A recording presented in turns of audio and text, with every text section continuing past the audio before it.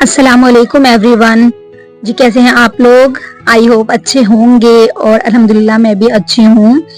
तो गाइज आज का व्लॉग स्टार्ट करने से पहले मैं सबसे पहले अपनी सब्सक्राइबर जिनका नाम है जाहिदा सिद्दीकी उनका शुक्रिया अदा करना चाहूँगी। बहन आपका कमेंट मुझे बहुत अच्छा लगा और अच्छा लगा कि आपने मुझे कमेंट किया और मैं ये कहना चाहूँगी, आपके कमेंट में ये जवाब देना चाहूँगी कि बहन मैं रोज़ व्लॉग डालने की कोशिश करूँगी। अभी दरअसल ऐसा हो नहीं पा रहा है क्योंकि अभी हमारा टेलर का काम मेरे हस्बैंड करते हैं। इस समय सीज़न चल रहा है शादियों का, तो काम इस समय सीज़न में बहुत ज़्यादा रहता है, तो उनकी हेल्प कराती हूँ मैं और फिर घर का काम भी करना होता है। उसके साथ में शूट नहीं कर पाती क्योंकि टाइम पे सबको अपने कपड़े चाहिए, शादियां हैं तो बल्कि टाइम से पहले ही सबको चाहिए होते हैं। सीजन में हम लोग को बैठने की फुर्सत नहीं मिलती, लेकिन आउट सीजन में तो आराम ही आराम है। बाद में मैं रोज इंशाल्लाह व्लॉग शूट करूंगी, अभी फिलहाल नहीं हो पा रहा है। गाइज मैंने ना उड़द को अच्छे से चुग लिया, साफ कर लिया है क्योंकि उड़द में ना पत्थर रहते हैं और मैं ना दोपहर के लंच के लिए इसको भिगो कर रख रही हूँ। इसको भिगो दूंगी तो ये जल्दी गल जाएंगे और ना जो पत्थर वगैरह थोड़े बहुत छूट गए होंगे क्योंकि काले कलर के पत्थर होते हैं, काले रंग के उड़द होते हैं, तो वो ना नीचे बैठ जाएंगे। मैं खिचड़ी खाली कर रही हूँ। ये ना दोपहर की खिचड़ी है, दोपहर मैंने बनाई थी लेकिन ना बच्चों ने खाई नहीं, तो बस वही बची है पन्नी में खिचड़ी और कुछ बासी रोटियां हैं उनको खाली करके रख दिया ताकि जब कूड़ा लेने वाले भी आएंगे तो उनको ये भी दे दूंगी साथ में। और वो जानवरों के लिए ले जा लेते हैं, डाल देते हैं उनको, कहते हैं कि अलग से पन्नी में खाना बांध के दे दिया करो। तो इस वजह से आपने देखा होगा मेरी रेलिंग पे टंगी रहती है इस तरह से पन्नी। मैं ना वहां टांग देती हूँ, जब कूड़ा लेने के लिए भी आते हैं तो पन्नी वहीं से उठा के मैं दे देती हूँ। गाइस मेरे ना कल से काफी ज्यादा पेन हो रहा है, जो मेरी अकल दाढ़ है यानी विजडम टूथ जो है वो आ रहा है, तो मेरे बहुत ज्यादा दर्द हो रहा है। अभी इस समय मैंने ना नमक के पानी से कुल्ला किया 2-3 बारी, तो मैं भी बोल पा रही हूँ, नहीं तो बहुत ज्यादा दर्द। और जब मैं सुबह उठती हूँ ना सो के तब तो मैं बोल ही नहीं पाती बिल्कुल, और मेरा मुंह भी ना बहुत कम खुल रहा होता है, बहुत कम खुलता है।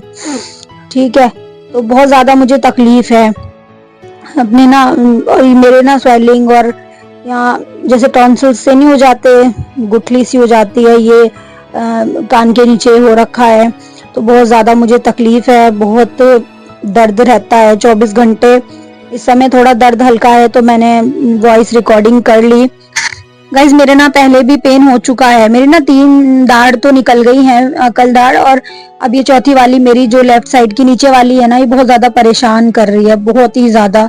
ये ना थोड़ी सी आई थी, बिल्कुल हल्की सी दिखी थी मुझे ना, और मैंने डॉक्टर के पास गई मैं क्योंकि बहुत ज्यादा तकलीफ हो रही थी, तो डॉक्टर ने एक्सरे किया और बोला कि अभी तक तो ये निकल जानी चाहिए थी, आपकी निकली नहीं, तो इसकी ना सर्जरी करानी पड़ेगी और स्टिचेस वगैरह आएंगे, तो करा लेना, तो और करानी जरूरी है, बल्कि ये कहा डॉक्टर ने, नहीं ये परेशान ऐसे ही करती रहेगी आपको।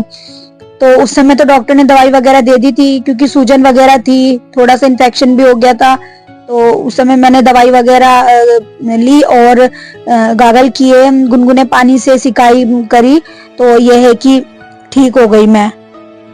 अब ये दोबारा से फिर से पेन चालू हो गया। अब मैं ना कंफ्यूज हूँ कि इसको निकलवाऊं या नहीं, क्योंकि डर लगता है मुझे ना, बहुत ज्यादा डर लगता है। हालांकि एक दाढ़ ना मैं ऊपर वाली अकल दाढ़ अपनी रिमूव करवा चुकी हूँ, निकलवा चुकी हूँ, पर वो पूरी आ गई थी, उसमें ना कोई टाँके वाके नहीं आए, बल्कि सर्जन ने इतने प्यार से निकाल दी, बातों ही बातों में, मुझे पता ही नहीं चला। मैं घर आई, हंसी बोली, मैंने सब कुछ किया और तो ना स्वेलिंग भी ना के बराबर आई मेरी, मैं बहुत मतलब मुझे पता ही नहीं चला कि मैंने अपना अकल दाढ़ निकलवाया है, क्योंकि वो पूरी तरह से बाहर आ रखी थी, वो नॉर्मल दांत की तरह ही डॉक्टर ने निकाल दी थी। वो मुझे यूं निकलवानी पड़ी गाइस, वो ना मेरा ऊपर का गाल काट देती थी, मेरे ना जख्म हो जाते थे, कभी भी दांत के नीचे गाल आ जाता था ना मेरा तो कट जाता था, तो बहुत जख्म हो जाते थे, खाना वगैरह नहीं खाया जाता था, सूजन आ जाती थी पूरी। तो मैंने जब डॉक्टर को दिखाया तो उन्होंने निकालने की सलाह दी कि इसको निकलवा दो, तो मैंने निकलवा दी। पर अब ये जो नीचे वाली है इसमें डॉक्टर कह रही है कि सर्जरी करनी पड़ेगी, इसमें स्टिचेस आएंगे। तब मुझे डर लग रहा कि मैं क्या करूँ, मैं स्टिचेस कैसे, मैं बहुत ज्यादा टेंशन में, क्योंकि जब ये ऊपर वाली निकलवाई थी तभी मैं इतना डर रही थी। मैंने ना यूट्यूब पे वीडियो देखा किस तरह से डॉक्टर निकाल रहे, और मेरे अंदर एक आदत है, जब कोई काम करने चलती हूँ ना तो मैं यूट्यूब पे जरूर सर्च करके देखती हूँ कि यार कैसे ये सब प्रोसीजर कैसा होता है, मैं जरूर देखती हूँ। और मैं देख देख के डर गई। उसके बाद जब मैं लेटी ना अपना दांत निकलवाने के लिए, तब मैं डर रही थी, तो डॉक्टर से बात कर रही थी, और डॉक्टर से मैंने बोला कि मैंने यूट्यूब पे ऐसे ऐसे देखा है डॉक्टर, और तो डॉक्टर ने बोला नहीं ये सब ऐसा कुछ नहीं है, और बस मेरे से बातचीत करते रहे, और उन्होंने ना झट से मेरा निकाल के रख दिया। और मैंने कहा डॉक्टर से कि निकल गया? बोले जी हाँ निकल गया। मतलब ऐसे होते हैं कि जो मतलब वाकई में इतने अच्छा, इतनी सफाई उनके हाथ में थी कि उन्होंने कब निकाल दिया मुझे पता ही नहीं चला। तो स्पेशलिस्ट ऐसे ही होते हैं, तो बहुत अच्छे हैं। पर यह है कि इस बार थोड़ा सा मुझे डर लग रहा, बहुत ज्यादा ही डर लग रहा है, मुझे टाँके वगैरह से बहुत डर लगता है गाइस। और काफी दिन तक स्वेलिंग भी रहेगी, जाहिर सी बात है, इसमें काफी दिन तक रहेगी। और बस अभी तो गाइस थोड़ी सी निकल गई थी, थोड़ी सी फिर और आ रही है, मतलब ना थोड़ी थोड़ी करके आ रही है। ये इसको 3-4 साल हो गए इसी तरह से मुझे परेशान करते हुए।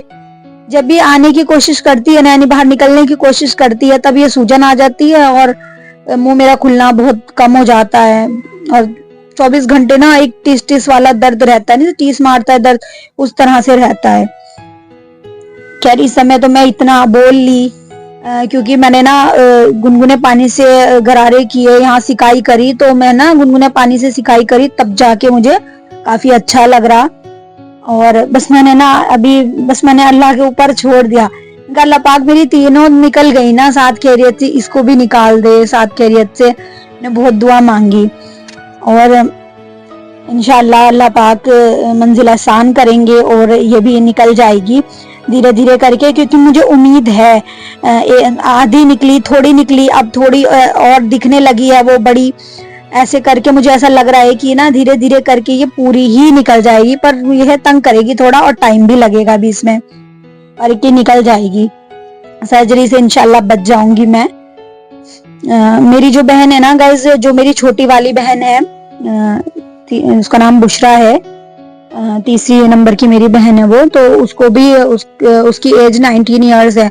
अभी तक उसकी कोई अकल दाढ़ नहीं आई, तो उसकी ना अकल दाढ़ जो है टेढ़ी है, उसकी ना ऐसे लिटी हुई है। क्योंकि जब उसका एक्सरे किया ना डॉक्टर ने, दरअसल उसे भी यही शिकायत हो रही थी, मुंह नहीं खुल रहा था उसका, दर्द था, जाम हो रहा था उसका जवाड़ा ना। तो हमने दिखाया डॉक्टर को, तो उसका टेस्ट हुआ और डॉक्टर ने बोला, मतलब चेकअप किया और एक्सरे किया, तो वो लिटी हुई आ रखी थी।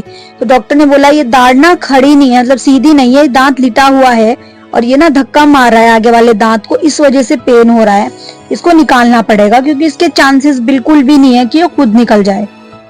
ऐसे लिटी हुई थी ना। तो अभी तो खैर हमने उसका निकलवाया नहीं है दांत, थोड़ा अभी नहीं निकलवाया है, थोड़ा वो भी घबरा रही है निकलवाते हुए। पता नहीं गाइस क्या है ये अकल दाढ़ का भी क्या ड्रामा है। हमारी अम्मी कहती हैं, पापा कहते हैं कि हमारे साथ तो कभी नहीं हुआ ऐसा, हमारे तो आसानी से सारे दांत निकल गए, अकल दाढ़ कब आ गई हमें पता ही नहीं चला, और तुम लोगों को इतनी दिक्कत हो रही। मैंने कहा हाँ मम्मा, पता नहीं इस दौर में क्या ऐसा हो रहा है। जब मैंने YouTube पे सर्च किया ना, तो सभी की अकल दाढ़ें निकल रही हैं। मैंने कहा लो, यहाँ तो सभी इस चीज के बैठे हैं। तो कमेंट में सभी भरे पड़े थे। तो गाइस सारा काम बस बातों ही बातों में मैंने खत्म कर दिया। और क्या बोलते हैं, ये लंच बना रही हूँ। लंच में उड़द बन रहे हैं। उड़द की रेसिपी तो मैं आप लोगों के साथ पहले भी शेयर कर चुकी हूँ। उड़द को मैं ना पहले उबाल लेती हूँ कुछ मसाले डाल के, अलग से कुकर में मैं जो है गोश्त को गलाती हूँ, अलग से कुकर में गोश्त को भी भून के बना लेती हूँ, फिर दोनों को साथ में मिक्स कर देती हूँ। उसके बाद एक सीटी लगाने के बाद ऊपर से मैं तड़का दे देती हूँ। दोपहर के खाने में बना रही हूँ उड़द चावल। गाइस आप लोग ऐसे ही इतने प्यारे प्यारे कमेंट मुझे करते रहा करना प्लीज, अच्छा लगता है, उसको पढ़ती हूँ, उसके जवाब देती हूँ, थोड़ा सा ना हौसला भी बढ़ता है। पता है जब आप लोग कमेंट करते हो, अप्रिशिएट करते हो मेरे, तो मुझे लगता है मैं मेहनत कर रही हूँ ना, मेरी मेहनत को सराहा जा रहा है, तो मुझे अच्छा लगता है। और लाइक भी करते जाना, नए हो तो सब्सक्राइब करना, वो भी बेल आइकन के साथ में, और डेली अपडेट्स के लिए मेरे साथ जुड़े रहना।